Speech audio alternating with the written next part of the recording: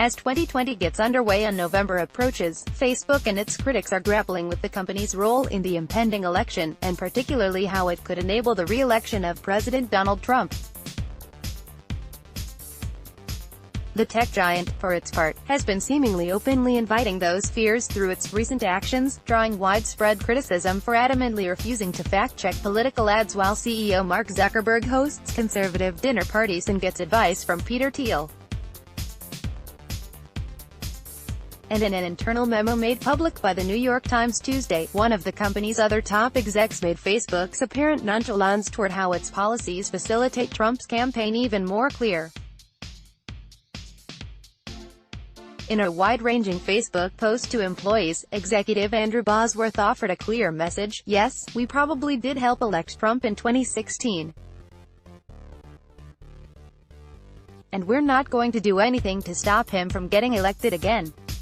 Bosworth, who was in charge of Facebook's advertising efforts during the 2016 election and now heads its virtual and augmented reality division, touches on a broad variety of topics in the memo, from social media addiction and the media's unfair treatment of Facebook, to what happened in 2016. Bosworth details the 2016 Russian interference efforts, misinformation campaigns, and the Cambridge Analytica scandal, which Bosworth described as a case where the details are almost all wrong, but I think the scrutiny is broadly right. Ultimately, however, the Facebook exec credits Trump's surprising win to the then-candidate's Facebook ad operation, which Bosworth describes as the high-water mark of digital ad campaigns. So was Facebook responsible for Donald Trump getting elected? I think the answer is yes, but not for the reasons anyone thinks, Bosworth writes. He didn't get elected because of Russia or misinformation or Cambridge Analytica. He got elected because he ran the single best digital ad campaign I've ever seen from any advertiser.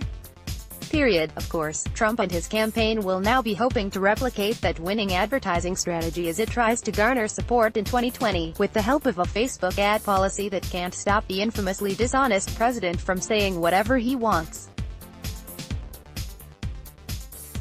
But in Bosworth's view, Facebook will not, and should not, stop him. Writing that he's realized Facebook's ad policy, which was also in place in 2016, very well may lead to the same result of Trump's victory. Bosworth, a committed liberal who's no fan of Trump, says he's nevertheless decided to shut down his impulse to pull any lever at my disposal to avoid the same result. I find myself thinking of the Lord of the Rings at this moment. Specifically when Frodo offers the ring to Galadriel and she imagines using the power righteously, at first, but knows it will eventually corrupt her, Bosworth wrote, making an analogy that's already garnered some criticism for distorting the classic tale.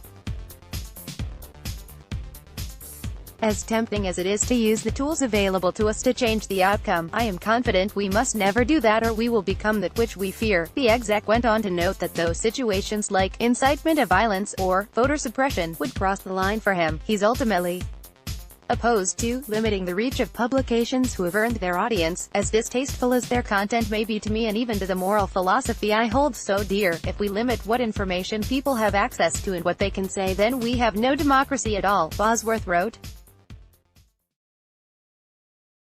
In a statement provided to the Times, Bosworth said his post, "I wasn't written for public consumption, but that he hoped this post would encourage my coworkers to continue to accept criticism with grace as we accept the responsibility we have overseeing our platform. Let's block ads." Why?